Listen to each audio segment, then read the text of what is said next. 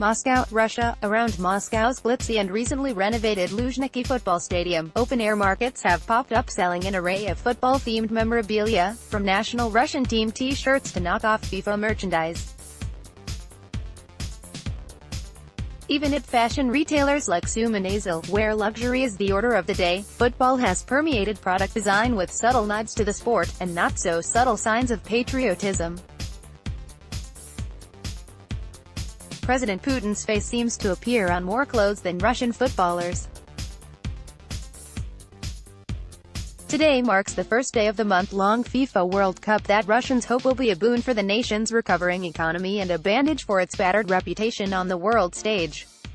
Controversy has plagued this year's event long before Russia started pouring 600 billion rubles ($9.6 billion) worth of investment into event-related infrastructure.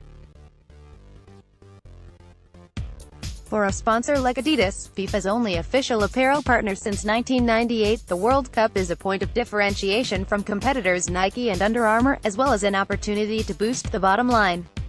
But when an otherwise prestigious event becomes mired in controversy, the opportunities attached to it aren't always as golden as they may seem. The value of the Adidas deal has not been disclosed, but experts estimate that top-tier World Cup sponsorships sell for around $100 million per four-year cycle. With over 3 billion spectators predicted to tune in, brand partners can usually expect a healthy return on investment from an event that amplifies the feel-good factor for billions. This year, however, not everyone is feeling good about the event itself. Hostile environment. The geopolitical situation in Russia is complicated, said Carson Thode, chief strategy officer at Synergy, a sports and entertainment agency. Not only is there Russian involvement in certain overseas regimes, but there's also an attitude towards the Western world related to involvement in elections, cyber activity, and issues with the LGBT community. These are all controversies that aren't helpful for brands during sponsorship campaigns.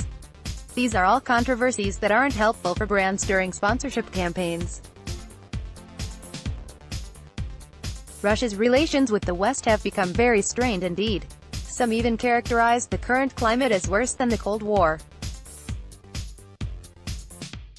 In the past 4 years, Russia has been accused of invading Ukraine, meddling in the U.S. elections, and backing Bashar al-Assad's regime in Syria.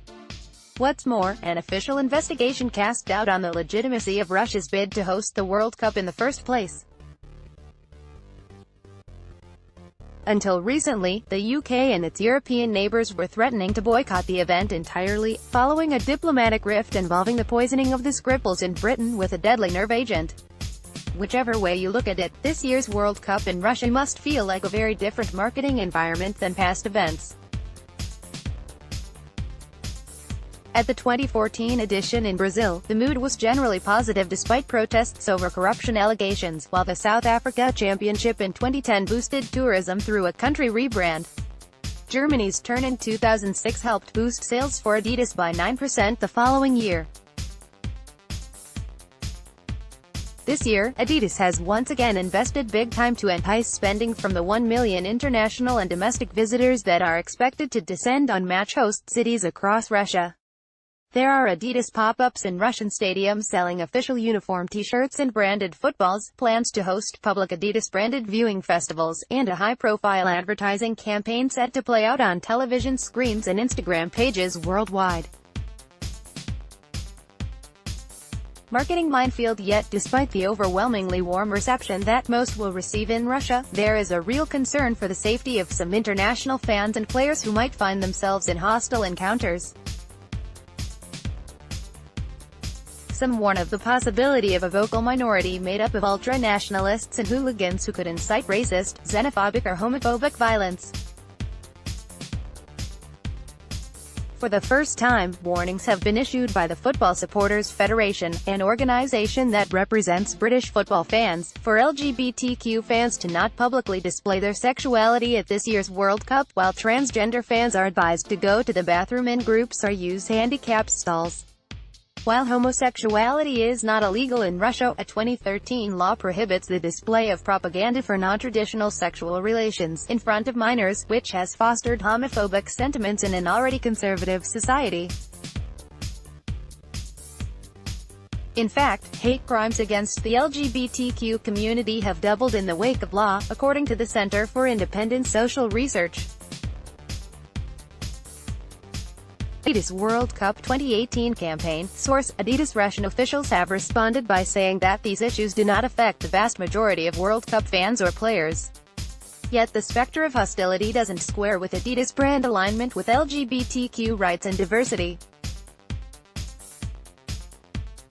Adidas Pride LGBT sneaker collection, featuring its Superstar and Ultra Boost sneakers painted in rainbow hues. Or the LGBT track jacket and Superstar pants, a classic Adidas tracksuit with rainbow stripes. For sure it's inconsistent with the brand, but the question is, what's the best thing for Adidas to do, says Thode. This is a window where they have to get through it and focus on the things they can control. It's part of a long-term play. Adidas also regularly features models and athletes of all races in its campaigns, something that is at odds with the racist chants leveled against French ethnic minority football players in a friendly match between France and Russia in St. Petersburg last month. Many Adidas consumers in the West, especially younger ones, increasingly expect brands to take a vocal stand against such injustices. BOF contacted Adidas for comment on several occasions, but a spokesperson was unavailable at the time of publication. The end justifies the means, says Sasha Amato, a fashion editor who has worked at the Russian editions of Interview magazine and Buro 24/7.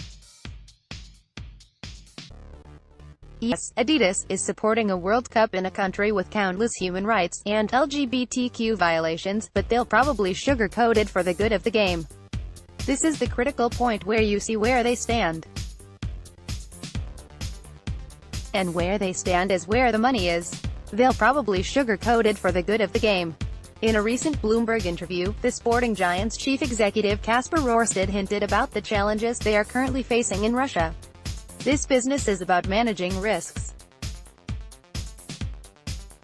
Not all investments will pay off, he said.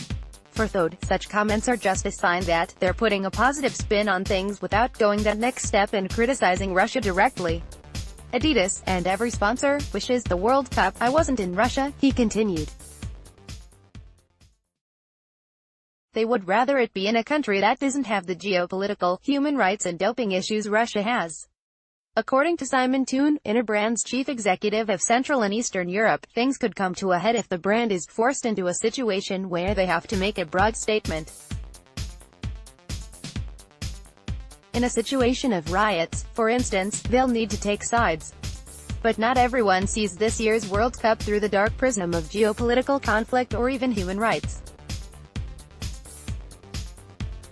Perhaps unsurprisingly, Russian fashion industry insiders are much more enthusiastic about the games, their impact on the local retail market and the Adidas sponsorship. Champion mindset. Football has a huge power in Russia to unite people outside of income and politics, said Anna Lebsa-Klimans, chief executive of Moscow-based fashion consulting group. When you sponsor an event like the World Cup, to benefit from advertising you need to be everywhere. It will drive brand awareness, she added, referring to the 12 Russian cities that will host matches. Adidas remains the top sportswear brand in Russia, according to Euromonitor International, with a retail value of $8 billion in 2017.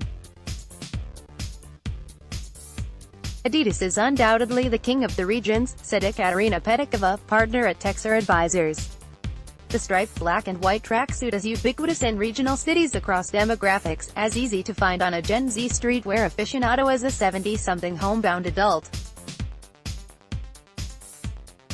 Laroom sweatshirt for Azel Russian Essentials. Source: courtesy. It is this strong presence, paired with the omnipresence of the brand name emblazoned across stadiums, clothing, footballs and television screens, that is likely to increase brand awareness and consumer loyalty in the Russian market. Alexander Shumsky, president of the Russian Fashion Council and chairman of Mercedes-Benz Fashion Week Russia, is bullish about the wider impact of the World Cup on the Russian economy. I think that the biggest surplus is going to be because of domestic consumption, and because it's a big thing here in Russia to have a World Cup in football, he says. I think the biggest consumption will come from local football fans, and not only fans, because it's contagious and everyone wants to be included, said Shumsky. Yet the brand has fallen far from its heyday, with 500 store closures in Russia between 2014 and 2017 as a result of less than favorable market forces. Return on investment. Rorsted even played down the impact of the World Cup in a recent investors' call, saying Russia offers less financial opportunities than Brazil in 2014 or Germany in 2010, primarily due to tumbling sales in Russia. Making up 8% of Adidas' global revenue, it accounted for 3% in 2017. The Adidas chief executive also said the games have become less crucial for driving sales than in previous years. If there is a muted impact of the World Cup on fashion retail at the end of the month, it could be blamed on the overall Russian economy and international sanctions. In 2014 everyone was waiting for some kind of recovery, but it never happened, said Petkova. The consumer changed. Last year, growth of the market was at zero, but if we take inflation into account, the figures are even more disappointing. Football has a huge power in Russia to unite people outside of income and politics. Nevertheless, Russian authorities are still placing all their bets on the World Cup, predicting a boost to the country's GDP from hosting the tournament at between 1.62 trillion rubles, $26 billion, and 1.92 trillion rubles, $30.8 billion, over the next 10 years. With GDP projected to expand by 1.9% in 2018, according to BMI research, recovery is, indeed, on the horizon. Yet, hosting the World Cup will only be playing a small role in the uptick, said Michelle Berman, head of consumer research at BMI Research. The rising oil price is the key driver behind Russia's economic recovery, rather than being driven specifically by Russia hosting the World Cup. Moody's investors echo the sentiment, characterizing the economic benefit of hosting the World Cup as short-lived and very limited. But whatever its impact may be on the Russian economy or on sponsors like Adidas, if the mission of the World Cup is indeed to unite people of all backgrounds through sport, then perhaps the return on investment should be measured by something besides just the bottom line. In addition to better exchange rates and spending, Petkova suggests, there is another metric that might be just as important. Optimism, she says. Related articles, Adidas plays down impact of World Cup on sales. Opening Russia's retail frontiers is the worst over in Russia.